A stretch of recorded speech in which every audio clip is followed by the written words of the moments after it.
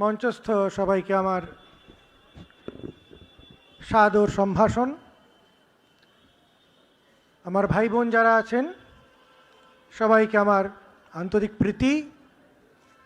একটু বাড়া করে ভাই। আজকে যে তোমরা এখানে এসেছো, তোমাদের মনে একটা এক্সপেকটেশন আছে, যুব সম্মেলন হবে, স্বামীজিকে নিয়ে হবে, স্বামী বিবেকানন্দকে নিয়ে হবে। তোমরা রাত্রি পর্যন্ত ইউটিউব দেখছো, গপ্পগাছা করছো, পড়াশোনা করছো, পিঠে ব্যাগ, রাত্রি জাগো, দেরিতে ওঠো। ছোট ছোট ছেলেমেয়েরাও প্রচুর রকম রোগে, যেগুলো আগে কখনো ছিল না, গ্রস্ত। তোমরা সেই অদ্ভুত এক যুগের মধ্যে এসে পড়েছ, তবু তোমরা স্বামীজির কথা শুনতে এসেছ। ঠিক কেন স্বামীজিকে ভালো লাগছে? এখন তো আবার গেরুয়া নিয়ে বিভিন্ন রকম গল্পও হচ্ছে বাইরে। গেরুয়ার গন্ধে বারুদের গন্ধ পাওয়া যায়। বিবেকানন্দ বিখ্যাত বলে সদানন্দ স্বামীর কথা বলছিলেন, আমাদের উদ্বোধনের এডিটর মহারাজ বলছিলেন। এই সদানন্দ স্বামী বলতেন যে তোদের ওই চিকাগোয় বক্তৃতা দেওয়া বিবেকানন্দের গ্ল্যামারে পড়ে আমি সাধু হইনি, আমি নরেন দত্তের প্রেমে সাধু হয়েছিলাম। 5 মিনিটের হাততালি সিস্টার অ্যান্ড ব্রাদার বিবেকানন্দ নন। বলা হয় প্রদীপের সলতে সারা রাত ধরে তৈরি করতে হয়, জ্বালাতে লাগে 1 সেকেন্ড। স্বামীজির জ্বলে ওঠার কিছু খামচানো খামচানো ঘটনা বিখ্যাত হয়ে যাওয়ার নজিরে আমরা পড়েছি। ভেবো না ওইটা Vivekananda, that is nothing of Vivekananda. Turiyananda Swami স্বামীজির সঙ্গে থাকতেন। এক ছোকরা এসে বললে, স্বামীজি সব পড়ে ফেলেছি মশাই। উনি বললেন, আমরা 12 বছর ওর সঙ্গে আছি, ওর 10% বুঝতে পারিনি, তুমি বুঝে ফেললে ভাই। স্বামীজি কি দিয়ে গেছেন, কেন আমরা স্বামীজির কাছে আসলাম? তোমরা এসেছো, আমরা যখন তোমার মতো ছিলাম এত বৈভবে অনুষ্ঠান হতো না, হয়তো হতো, অনুষ্ঠান হতো। আর সবচেয়ে বড় অনুষ্ঠান ছিল কিরকম? ঘরোয়া অনুষ্ঠান, সাধুদের সঙ্গে ধর্মালোচনা নয়, ফষ্টি নষ্টি।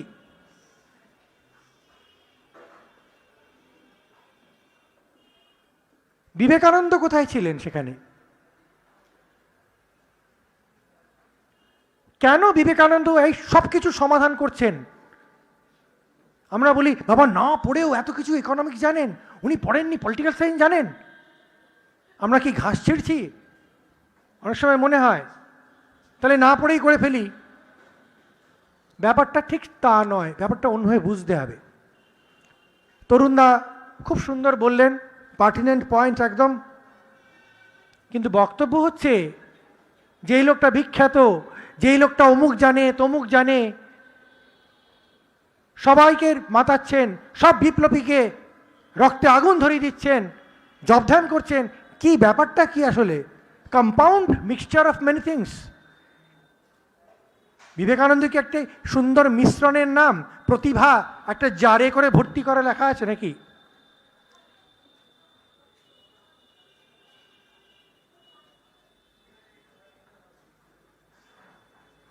কি ধন পাইয়া ধনী, মনিরে মানো না মনি, তাহারি খানিক মাগি আমি নত শিরে। আসলে কি করে বিবেকানন্দ হলেন? যখন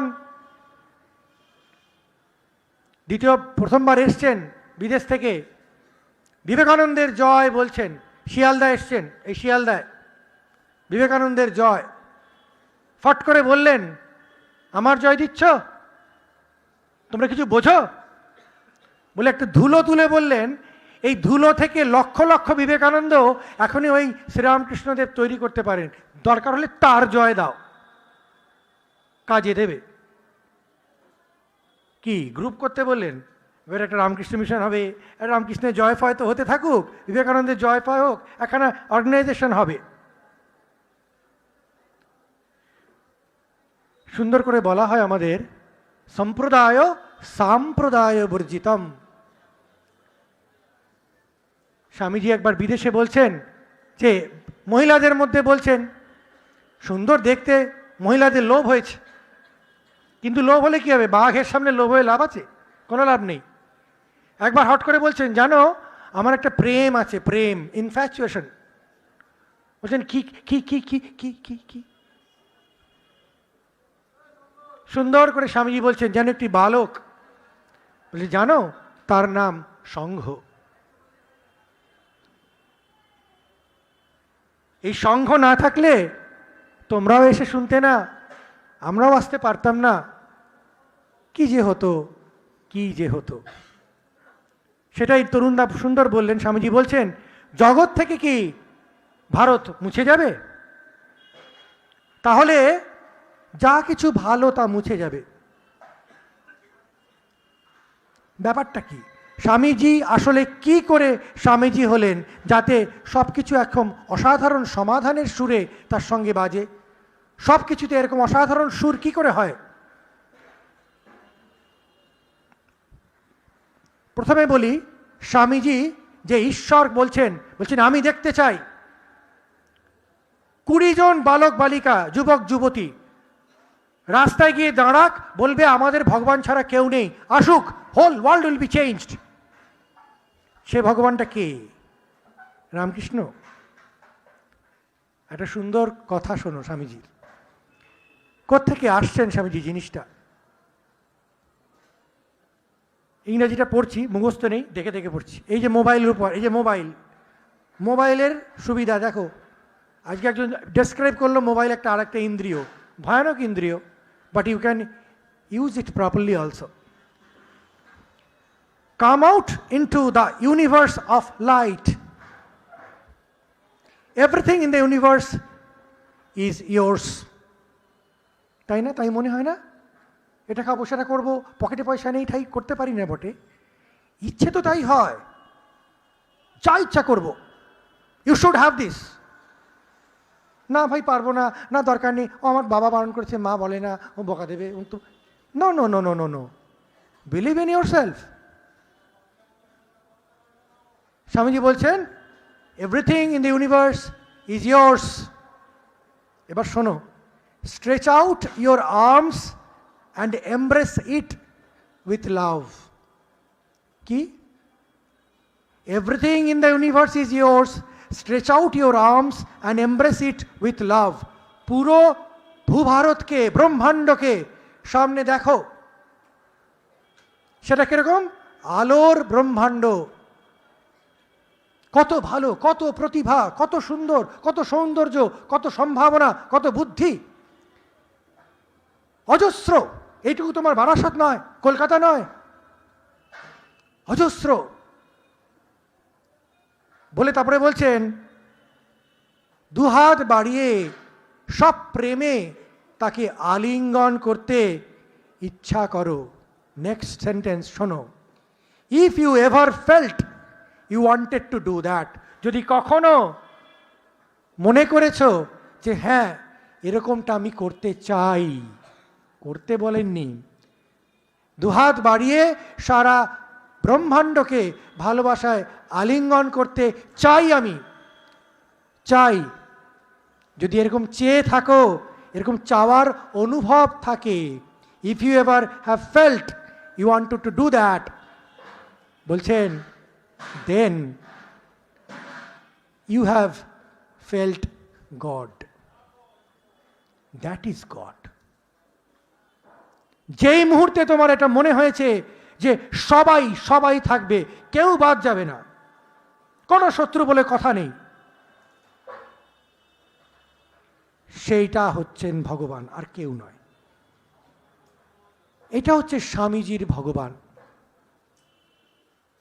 স্বামীজি বলছেন ভারত সারা সর্বকালের জন্য সারা পৃথিবীকে চিরকালের জন্য ঋণী করে দিয়েছে।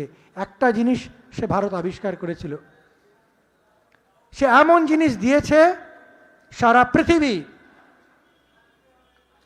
চিরকালের জন্য ঋণী থাকবে, কিচ্ছু দিতে হবে না। আমরা ভারতীয় না, কিছু পারি না, বংস ও হোপলেস ফেলোজ। তোমরা এগুলো দেখো, গেলো তো ইউটিউবে, ভাবো ওটা বুঝি ধর্মের সত্যি কথা বলা হচ্ছে। মহারাজ সুন্দর বললেন যে মাথাটাকে ডিজিজড করে দিও না, রোগগ্রস্ত করো না, জীবনটা খুব ছোট। এই মনে হচ্ছে আমরা কচি কাঁচা, তো just wait for 5 years, gone 5 small years,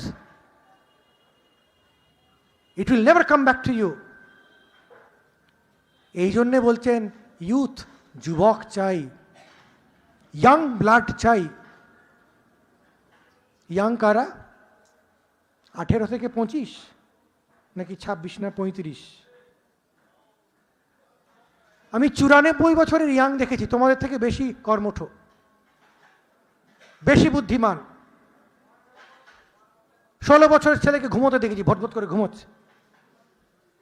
মা ঘুমোতে বলেছে, খেয়ে দিয়ে ঘুমোতে হয়।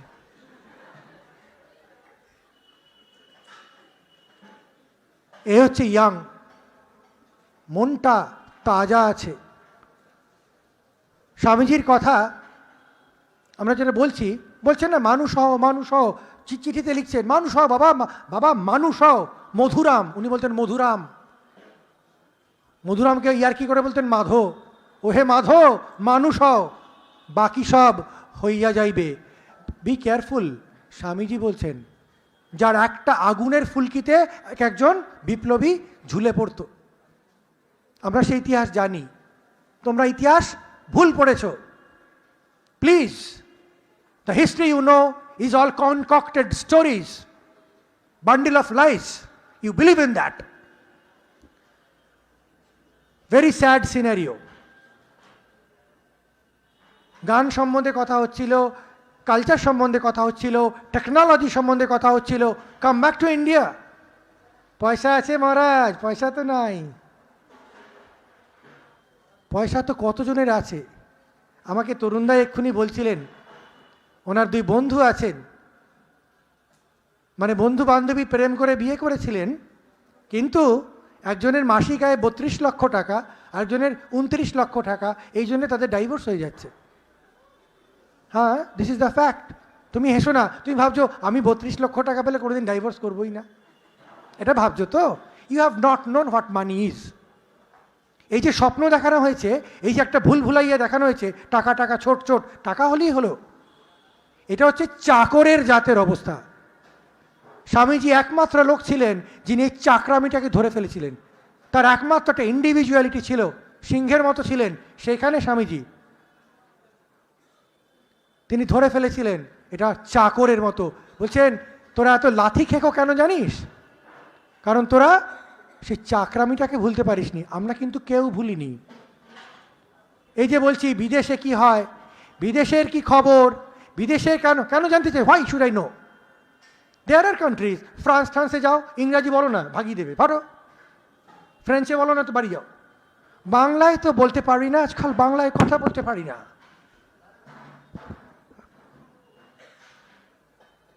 বাংলার মতো কোথাও ভাষা আছে? এই richness, just go outside and see. বাংলার সাহিত্যের সমৃদ্ধি একটা দেখাও ইতিহাস, কার আছে এরকম দেখব। তোমরা জানো না। দুঃখটা হচ্ছে তোমরা হচ্ছে ইটেন আপ প্রজেনি। আমরাও একটা দূষণের মধ্যে জন্মগ্রহণ করেছি, দূষণটাকে নিঃশ্বাস প্রশ্বাস বলে ভাবি। কিন্তু স্বামীজি সামান্য একজন সমাজ সংস্কারক ছিলেন না, অর্থনীতিবিদ ছিলেন না, কিছু চেতিয়ে দিলেন চলো চলো চলো, ওরকম মূর্খ কোনো নেতা ছিলেন না। কি ছিলেন সেটাই আসল কথা। সংস্কৃতের কথা হচ্ছিল না, খুব কম সময় একটা বড় কথা বলবো, শুনবে। সংস্কৃতের কথা হচ্ছিল। স্বামীজির সংস্কৃতে চিঠি আছে, যারা সংস্কৃত পড়ো আমি তাদের বলবো, সবাইকেই বলবো, কিন্তু সংস্কৃত তাড়াতাড়ি বুঝবে। The level of Sanskrit Swamiji used is unbelievable. কোনো শাস্ত্র বা উপনিষদে অত ভালো সংস্কৃত কোথাও আছে কি না খুঁজে দেখার মতো। একটি উদাহরণ দিচ্ছি, কারণে একটা বিশেষ কারণে বলছি। শরৎচন্দ্র চক্রবর্তীকে চিঠি লিখেছেন, লিখতে লিখতে বলছেন একটা ছোট্ট কথা, তত্ত্ব নিকষ গ্রাবা বিপদিতি। ছোট্ট কথা না, এইটুকু স্বামীজি লিখছেন কিন্তু হুড়ুর করে। তত্ত্ব মানে জ্ঞান। তোমার কি জ্ঞান হয়েছে? যে আমাদের অনেক সময় বলে, হ্যাঁ মহারাজ আপনি সাধু, আপনি রেগে যাচ্ছেন। মানে সাধু একটি মডেল, একটা চিড়িয়াখানার জন্তু হবে, রাগে না, খায় না, ছোলা দিলে চিবি চিবি খায়, হ্যাঁ যেমন বলে ছাই ভুসি মেঘে বসে থাকে, কেয়া হুয়া করে, লোকে দেখে গেল শনি ঠাকুর, পাগলা গারদ, হ্যাঁ জু, সাধু একই গোত্রের সব। তো স্বামীজি এই অবস্থাটাকে জানতেন। তিনি বলছেন যে তোমাদের ইন্ডিভিজুয়ালিটি চলে গেছে, তো ব্যক্তি বোধটাই নেই, চাকরগিরি করে করে অসম্মান করতে শিখেছো, এগুলো করতে শিখেছো, এই জন্য তোমাদের ওই সন্ততি নেই, তোমাদের জীবনের কোনো সন্ততি নেই। বলছেন তত্ত্ব নিকষ গ্রা বা বিপদ। তত্ত্ব মানে জ্ঞান। ধরা যাক রাগা ভালো নয়, রেগে যাওয়া ভালো নয়। তুমি কর্পোরেটে যাও, আরে why you are so angry, why you are so top of your emotions, কত রকমের কায়দা করে তাকে, হ্যাঁ সব শান্ত হয়ে বলতে হবে, বোম ফেলবো শান্ত হয়ে, হ্যাঁ হয় নাকি এমনি করে, সব শান্ত হয়ে করতে হবে। তো ওটা একটা ঢং, ওটা একটা আবরণ, ওটা একটা পাশ্চাত্য শিক্ষার অপশিক্ষার অনুকরণ। ওদের এরকম বাইরে ন্যাকামি করে থাকাটা বিশাল বড় ব্যাপার, এটিকেট। আমরা বিলিভ করি না, আমরা হৃদয়টা পরিষ্কার, ওই এটিকেট মুখে লিপ সার্ভিস নয়, সেটা আমরা মানলাম না।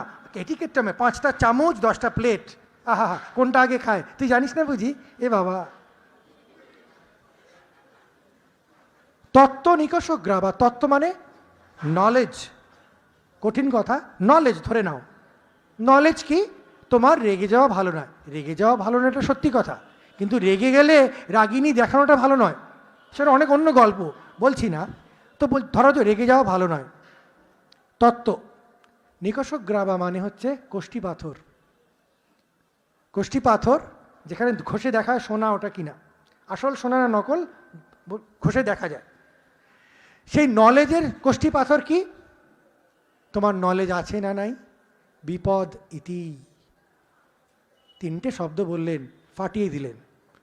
তোমার সত্যি নলেজ হয়েছে কিনা তার পরীক্ষা ঠ্যাঙের উপর ঠ্যাং তুলে ফার্স্ট হয়ে গলায় মেডেল নিয়ে ঝুলিয়ে ঘুরে বেড়ানোর জন্য নয়, সেটা সফলতার পরীক্ষা নয়। ফার্স্ট হয়নি, সেকেন্ড হয়ে গেছে, গলায় দড়ি দিয়ে ঝুলে পড়লো, আহা কি প্রতিভা ছিল, নষ্ট হয়ে গেল রে। আসলে he is a failure, he was never successful.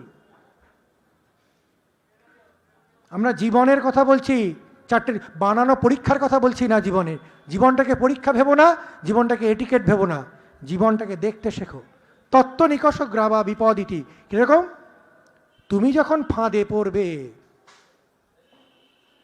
তোমার যখন বিপদ আসবে, কি ফ্র্যাজিলিটি অফ দ্য সোসাইটি।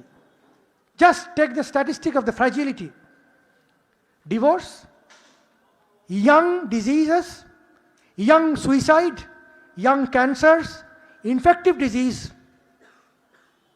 এই অন্ধকার দিকটা না না না না দেখবো না, জীবন চাই, খাবো আর ঘুরবো মন্দারমণি, তা নয়। কিন্তু তোমার অগলে পাশে পাশে সব দাঁড়িয়ে আছে, সেই মানুষ বিপদে পড়েছে। তুমি যখন বিপদে পড়বে, ধরলাম তুমি খুব দারুণ চালাক ছেলে, সারা জীবনে কোনো বিপদই এলো না, ঠিক পাশ কাটি ঠিক চলে গেলে, তারপর কি হবে? আমরা হিন্দু বললে আবার গোলমাল হয়, হিন্দু না, সনাতন ধর্মী। সনাতন মানে লন্ডনের জন্ম, ভারতের জন্ম আলাদা নাকি? Birth is birth, blood is blood, death is death, there is no division. So this is eternal, which is everywhere same, that's all. Swamiji বলতেন হিন্দু যে কেন নাম দিল, এটা eternal. We deal with eternity, truth, no colonization. তাহলে eternal truth কি জানো? Eternal truth হচ্ছে তুমি 1000 বছর রাজার মতো বাঁচো, আমার কোনো আপত্তি নেই। 1000 বছরের পরের দিন কিন্তু tata bye bye. This is the completeness of truth. অর্ধেকটা দেখো না, মাথায় বুদ্ধি নেই। তোমরা যে বাড়ি তৈরি করো, রড মেপে মেপে দেখো, বালি মেপে মেপে, সিমেন্ট মেপে মেপে দেখো, কেন? কালকে যেন ভেঙে না পড়ে মাথার উপর বাবা। এই জন্যে তো তোমার জীবনটাই যে ভেঙে পড়বে গো। এই শিক্ষা দেওয়া হতো বাচ্চাদের যারা গুরুগৃহে বাস করত। সেই গুরুগৃহ, সেই চতুরাশ্রম, সেই চতুর্বর্ণ, এর মানে বোঝো? স্বামীজি বলছেন আমাদের জাতি বিভাগ, বর্ণ বিভাগের মধ্যে এত অসাধারণ বৈজ্ঞানিক ব্যাপার আছে, একটা কেউ করে দেখা, এর একটা অল্টারনেটিভ আমি দেখার জন্য আই ক্যান রান মাইলস। অর্থাৎ জীবনের শেষে মৃত্যু দাঁড়িয়েছে গো। ওটা বুড়ো বয়সে ভাববো, ওই যে বুড়িগুলো বসে থাকে, ধর ও তো মনেই নেই এখনো বুড়িটা। আমরা না তো বুদ্ধি, না তো এমপ্যাথি, যেটার কথা বললেন, intellectual quotient, emotional quotient zero. কিরকম? মজার গল্প বলি। পাশের বাড়িতে একটা বুড়ি ঝগড়া করে, বলে ওই বুড়িটা মারা গেছে। বাঁচা গেছে, ও ঝগড়া করে কি জ্বালালাম, জ্বালাতো, কি খুশি, সবাই হাসলো। তারপরে একজন মারা গেল, বলে কে রে? বলে ওই বন্ধুটা আসছে না। কি হলো? ওর মা মারা গেছে। ফাট করে লাগলো, ওর মা মারা গেছে কেন? বন্ধুটা দুঃখ পাবে, সেই দুঃখটা তোমাকে দুঃখ দিচ্ছে। ওই বন্ধুটুকু তোমার পরিচয়, তার বাইরে কিছু বুঝতে পারছো না। বন্ধুটা দুঃখ পাবে, তোমার চোখটা ছলছল করছে, হ্যাঁ বন্ধুটাও দুঃখ পাবে, হায় রে সত্যি কী করে সান্ত্বনা দেবো, আমারই দুঃখ লাগছে। তারপরে একদিন ভগবান না করুন তোমারই মা মারা গেলেন। মাকে কত ভালোবাসো, মা রান্না করে খাইয়ে দেয় কত কিছু, হাত পা ছড়িয়ে কেঁদে কুল পাচ্ছ না, অজ্ঞান হয়ে গেলে কাঁদতে কাঁদতে। বন্ধু এলো, কিরে কি হয়েছে? না তুই বুঝবি না, তুই কিছু বুঝবি না, you can't explain your misery. বন্ধুটার মাও তো মা ছিল, আর ওই যে ন্যাড়া বুড়িটা ঝগড়া করতো সেও কারোর মা ছিল। দুঃখটা বুঝতে পেরেছিলে? পারোনি। ল্যাক অফ এমপ্যাথি, তোমার কোনো হৃদয় গঠিত হয়নি। অর্থাৎ যখন তোমার বিপদ আসছে